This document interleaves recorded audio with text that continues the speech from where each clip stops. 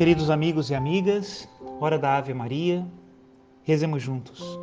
Em nome do Pai, do Filho e do Espírito Santo. Amém. O anjo do Senhor anunciou a Maria e ela concebeu do Espírito Santo. Ave Maria, cheia de graça, o Senhor é convosco. Bendita sois vós entre as mulheres e bendito é o fruto do vosso ventre, Jesus. Santa Maria, Mãe de Deus, rogai por nós, pecadores, agora e na hora de nossa morte. Amém. Eis aqui a escrava do Senhor, faça-se em mim segundo a vossa palavra. Ave Maria, cheia de graça, o Senhor é convosco. Bendita sois vós entre as mulheres e bendito é o fruto do vosso ventre, Jesus. Santa Maria, Mãe de Deus, rogai por nós, pecadores, agora e na hora de nossa morte. Amém. E o Verbo de Deus se fez carne e habitou entre nós. Ave Maria, cheia de graça, o Senhor é convosco. Bendita sois vós entre as mulheres e bendito é o fruto do vosso ventre, Jesus. Santa Maria, Mãe de Deus, rogai por nós, pecadores, agora e na hora de nossa morte. Amém. Rogai por nós, ó Santa Mãe de Deus, para que sejamos dignos das promessas de Cristo. Oremos. Infundi, Senhor, em nossas almas a vossa graça, nós o suplicamos, para que nós que conhecemos pelo anúncio do anjo a encarnação de Jesus Cristo, vosso Filho e Senhor nosso, cheguemos por sua paixão e morte de cruz à glória da ressurreição da carne. Pelo mesmo Cristo nosso Senhor. Amém. Em nome do Pai, do Filho e do Espírito Santo. Amém.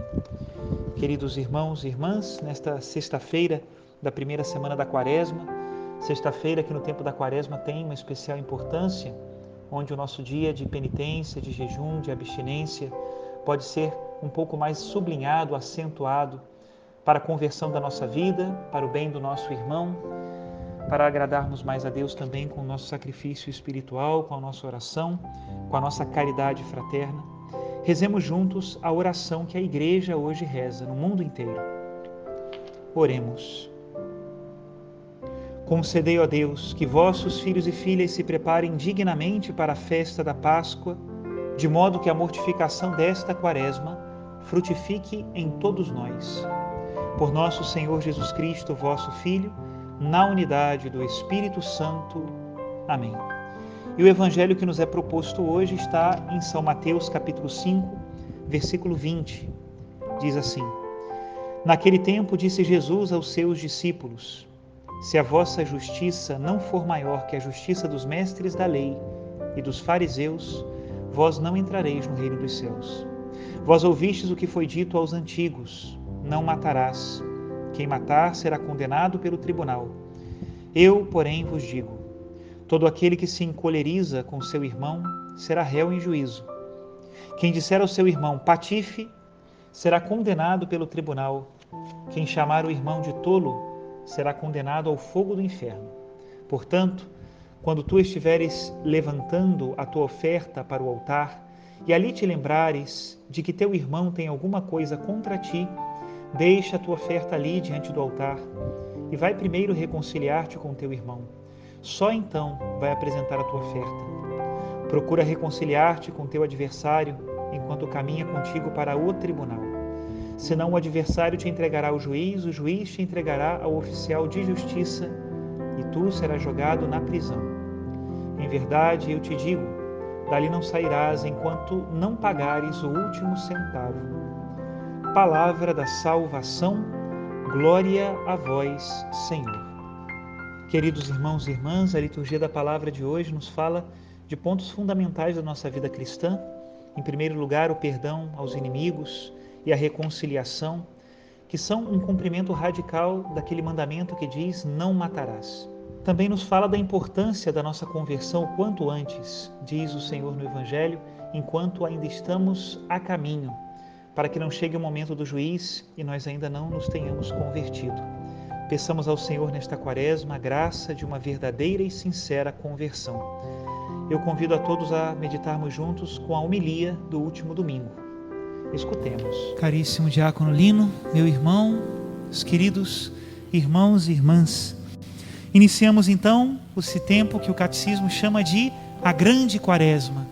Não porque seja muito tempo, não somente por isso, mas porque são grandes as festas da Páscoa, que nós nos preparamos por ela, pela grande quaresma. E a verdade é que toda sexta-feira para o cristão é como uma pequena quaresma, dia em que nós podemos oferecer a Deus o nosso jejum, nossa mortificação, fazemos um bom exame de consciência, confessarmos os nossos pecados. Essas são as sexta-feiras do ano, graças a Deus. Mas nesta grande quaresma a igreja incentiva os seus filhos a fazer como um grande retiro comunitário, preparando-se para a Páscoa do Senhor. E neste primeiro domingo deste grande retiro, a liturgia da palavra nos leva às origens da humanidade. Não é fácil nós dizermos o que aconteceu nas origens, né? Tantas discussões científicas tentando ler no Gênesis como se fosse um documento de ciência, ou então uma coluna de jornal que traz uma reportagem, né? O Gênesis não é isso.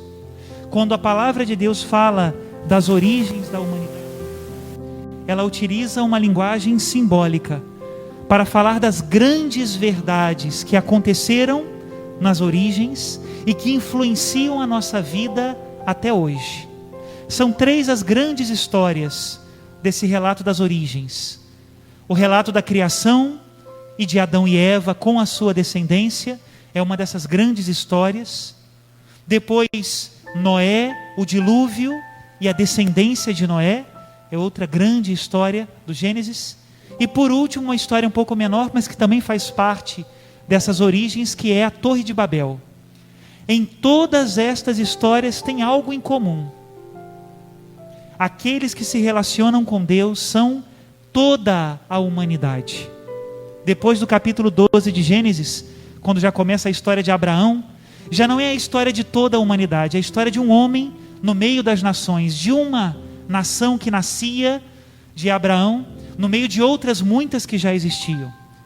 Mas nas histórias anteriores, Adão e Eva, Noé e a Torre de Babel, o sujeito é sempre toda a humanidade, toda. E por isso é tão importante a primeira leitura que nós lemos hoje, deste sacrifício que Noé ofereceu a Deus. Por quê? Foi um sacrifício que purificou toda a humanidade e estabeleceu uma aliança com toda a humanidade. Depois do sacrifício de Noé, isto só se repetirá na cruz.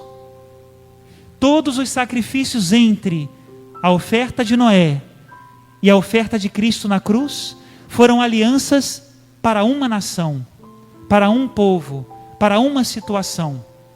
Somente o sacrifício de Noé e o de Cristo são universais. E por isso, os primeiros cristãos, quando liam a história de Noé, faziam diretamente um paralelo com Cristo. Assim como Noé passou pelas águas, os cristãos também passam pelas águas do batismo. Assim como o sacrifício de Noé purificou toda a humanidade, representada naqueles 8 que foram salvos pela arca, o sacrifício de Cristo purifica toda a humanidade. Assim como depois do dilúvio, Deus entregou àquela humanidade renovada uma terra nova, uma terra lavada, não só lavada pela água, mas lavada do pecado. Assim também, depois do nosso batismo, Deus nos entrega uma terra nova, uma terra lavada do pecado, que nós precisamos cuidar. E a primeira porção dessa terra lavada que Deus nos entrega é o nosso próprio coração. Aprendemos pela revelação, pela doutrina da igreja, que depois do batismo nós estamos livres de todo o pecado. Não só do pecado original, mas perdoados de todos os pecados, crianças ou adultos. Depois do batismo, estamos lavados, né? E Deus nos entrega essa terra para cuidarmos. Agora, olha que coisa. Parece que nós temos raiva disso, né? Parece que nós temos raiva dessa porção da terra nova que Deus já confiou a cada um de nós. Com quanta facilidade nós entregamos essa terra ao pecado. E deixamos, né, que o pecado ali cresça. Com quanta facilidade nós entregamos essa terra nova aos nossos vícios, aos interesses mesquinhos, ao egoísmo. Como é fácil nós entregarmos às vezes a terra do nosso coração às superstições. Hoje parece que as pessoas querem sempre um caminho mais fácil, né? Mas o verdadeiro caminho é da conversão, não tem outro. para nos aproximarmos de Deus. Tem gente que, confiando em um amuleto ou em qualquer coisa, parece que já não precisa procurar a Deus. Não, eu já carrego a minha figa, né? Ou carrego até mesmo símbolos religiosos, escapulário, crucifixo, confiando nisso. Bendito seja Deus pelos símbolos religiosos, mas se nós não cuidamos dessa terra nova do nosso coração, ela se transforma numa verdadeira selva de animais selvagens, né? E isso quando nós não entregamos o coração diretamente à maldade. E aí algumas pessoas até dizem: não, padre, aqui as regras do mundo agora são essas. É que o meu trabalho me obriga, padre, a pecar. É que eu não consigo, padre, de outra maneira. Como isso, né? Entregamos a terra nova de Deus aos ladrões da nossa paz e aos ladrões da nossa alma. E às vezes vamos procurando a paz e a alegria, mas a paz e a alegria não estão nessas facilidades, está na conversão de vida. Eu notei 5 pontos para nós pensarmos onde está então essa verdadeira paz e alegria que Deus nos promete. Em primeiro lugar, a paz e a alegria que você procura está na sobriedade e na simplicidade. Não está em outro lugar. Não está na bebedeira, não está. Nem na ostentação, não está. São Paulo nos diz: acomodai-vos às coisas humildes.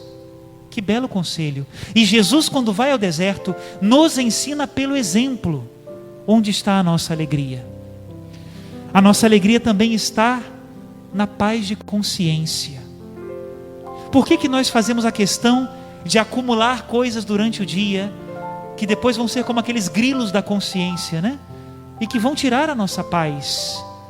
Mais vale a paz de consciência. Mais vale, como dizem, né? Colocar a cabeça no travesseiro e dormir feliz, porque você fez a sua parte, porque você foi honesto. Mesmo que abusem da sua honestidade, vale mais a paz, vale mais a paz. Outro lugar onde nós temos a paz, no domínio das nossas paixões. Se nós nos entregamos às nossas paixões, nós não teremos paz. Por isso jejuamos na quaresma, por isso nos esforçamos, por isso pedimos a Deus a sua graça. É que se as paixões dominam, elas nos tiram a paz, nos levam para caminhos horríveis, contrariando até mesmo a nossa inteligência.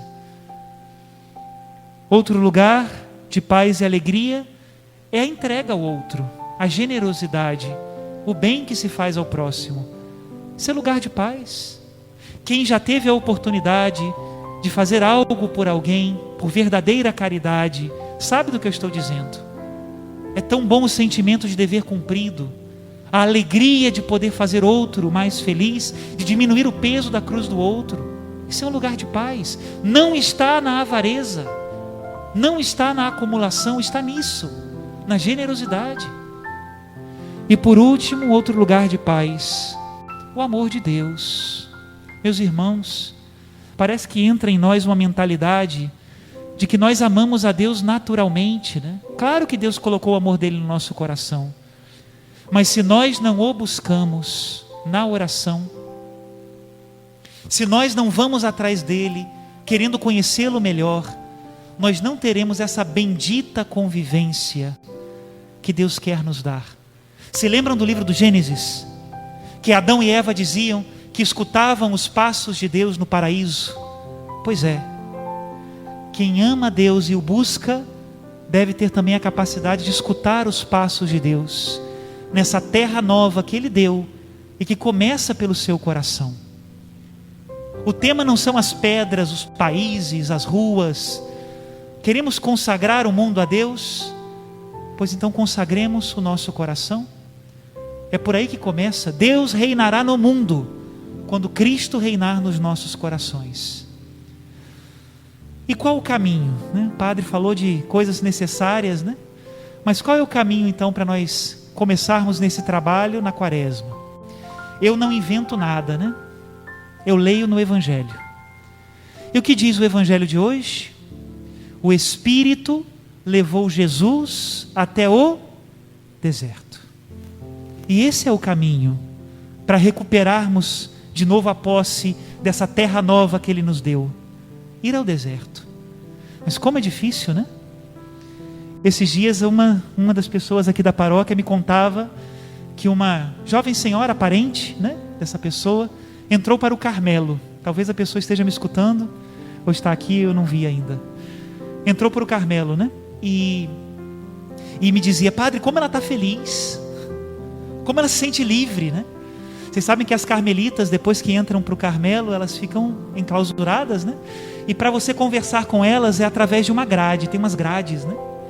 E essa parente dizia, rindo para ele, né? Eu não sei se sou eu que estou atrás das grades ou se é você, ela dizia, né? Daqui parece que é você que está atrás das grades. A liberdade de quem ama e serve a Deus é outra coisa, né? Conto também uma experiência pessoal. A primeira vez que eu fui ao mosteiro e fiz um retiro lá, eu fui acreditando no que a gente escuta e lê, né? Que os monges vão para o mosteiro para fugir do mundo. É isso que a gente escuta, né? E aí, quando eu terminei o retiro, eu saí com outra ideia. Eu acho que é o mundo que foge do mosteiro. Mas ó, foge mesmo, hein? Como nós fugimos do deserto. Fugimos do silêncio. Fugimos de nos confrontarmos conosco mesmos e com Deus. Faz a experiência, é difícil, hein? Faz a experiência de estar 15 minutos em silêncio diante de Deus. Leia primeiro o Evangelho, né? Para ter lenha para queimar nesse tempo, para ter coisas para meditar, mas 15 minutos de silêncio, sem o WhatsApp, que não vale trapacear, hein? Sem o WhatsApp, sem celular, sem fone de ouvido, sem distrações, para Deus, para Deus. Você vai ver como é difícil, não é fácil, porque como aconteceu com Cristo, é no deserto, no silêncio, que nós vamos nos encontrar com os nossos inimigos, grandes inimigos. O catecismo da igreja nos ensina quais são os 3 inimigos da alma. É bom recordarmos essas doutrinas, né? Está lá na primeira carta de São João. Quais são os 3 inimigos da alma? O mundo, a carne e o demônio. Quem é o mundo? O mundo é aquele que zomba de Deus, que zomba das coisas de Deus, que ri de Deus, que não o aceita, diz a palavra, não o conhece nem o recebeu. Esse é o mundo, né? E não só zomba das coisas de Deus, mas elogia o que é errado, elogia o vício, elogia o pecado. Não é verdade que quando você quer viver diante de Deus, você logo escuta a zombaria? Ah, você é um bobo, você é uma boba, né? Geralmente é assim, né? Está por fora, né? E quantas vezes nós escutamos o elogio dos vícios, né? É assim que tem que ser feito. Quem está hoje mais antenado, quem está agora mais ao dia, faz assim, né? E é o pecado que muitas vezes nos apresenta ao mundo. É nosso inimigo. A carne, quem é a carne? A carne é esse centro que nós temos de desejos egoístas. Não é a carne física, isso é um símbolo. É a carne que só pensa em si. É aquela que diz, minhas regras, né? Aqui ninguém manda, aqui não entra a lei de Deus. Essa é a carne, né? E o que nós vemos? É que aqueles que pensam assim, na verdade, se entregam a qualquer um. Se dão a qualquer um. Se dizem livres, mas se arrastam pelo chão do mundo, né? E é mais, usam os outros como objetos descartáveis. Outro dia eu vi um programa humorístico em que ser objeto e fazer dos outros objeto era motivo de orgulho. Essa é a carne que é nossa inimiga. E o demônio? Quem é o demônio? O demônio é o que perdeu, é o perdedor, é o que foi derrotado por Cristo, mas é também mentiroso. Ele perdeu, mas ele canta a vitória, como se ele tivesse ganhado. É mentira. Mas muita gente crê nessa mentira. Quanta gente procura em magias, em ocultismos, em pactos, ganhar vantagens materiais ou espirituais, acreditando que o demônio é vencedor, e ele é mentiroso desde o princípio, homicida desde o princípio. Aquele que entra nessa onda acaba saindo do reino de Deus e indo para o reino do sofrimento do demônio, né? Cristo é o vencedor. E meu irmão, minha irmã, deixa eu te dizer, né? Se você não tiver isso bem assentado no seu coração, você não viverá bem esta quaresma. Se você ainda acha que é o mundo que venceu, não, padre, é verdade, lá fora tem as regras do mundo, eu tenho que viver segundo as regras do mundo. Se você acha que é o mundo que venceu e não Cristo, você não viverá bem esta quaresma. Do mesmo modo a carne, né? Se você acha que é a carne que venceu, não, padre, esse vício eu não consigo deixar, esse pecado eu não consigo deixar. Se você acha que não vale a pena, que já entregou as armas, você não viverá bem essa quaresma. É Cristo que venceu. Toma as armas e continua a lutar. Se você acha que é o diabo que venceu, e às vezes fica tão atemorizado por causa disso, né? Você não viverá bem essa quaresma. É Cristo que venceu.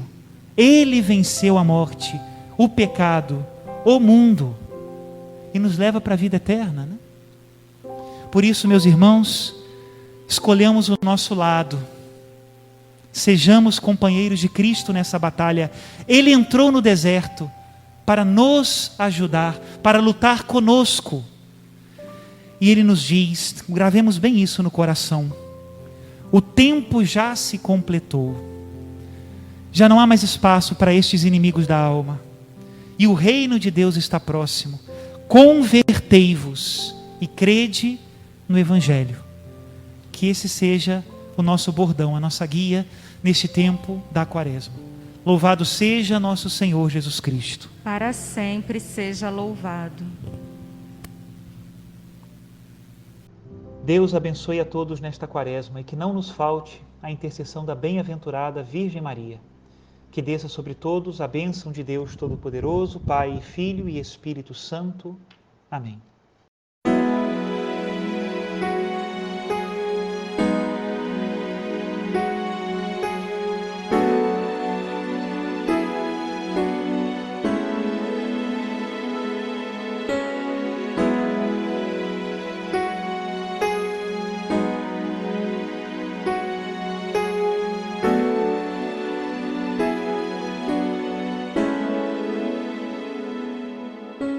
Sabes o meu coração, meus segredos, meu amar, e vês a minha luta pra viver melhor.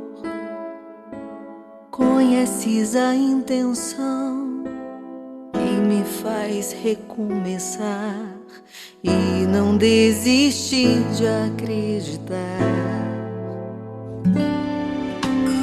Compreendes meu olhar, o que falta por andar, e sentes todo o esforço que existe em mim. Sabes, não é fácil não, às vezes perco a sua mão na escuridão do meu pensar pequeno. Tu me conheces bem, contigo vou além. Tu és a esperança que me faz voar. Tu me conheces bem, sabes quem devo ser. Eu sei, mesmo pequena tu me esperas. Tu me conheces bem, contigo vou além. Tu és a esperança que me faz voar. Tu me conheces bem, sabes quem devo ser. Eu sei, mesmo pequena tu me esperas. Tu me esperas.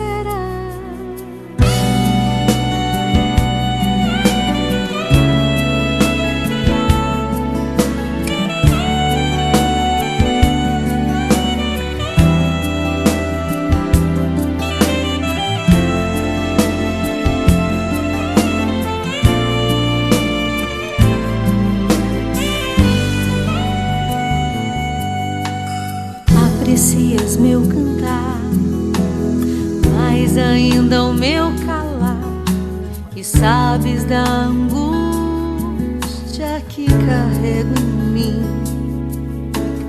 Tocas em meu passo lento, tua voz é meu alento, e diz o que eu preciso pra não desistir. Tu me conheces bem, contigo vou além. Tu és a esperança que me faz voar. Tu me conheces bem, sabes quem devo ser. Eu sei, mesmo pequena tu me esperas.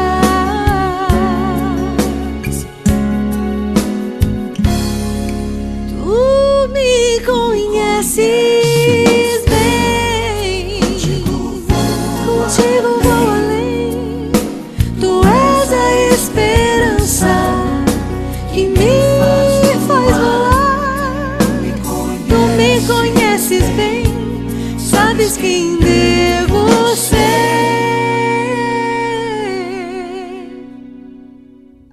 Eu sei, mesmo pequena tu me esperas.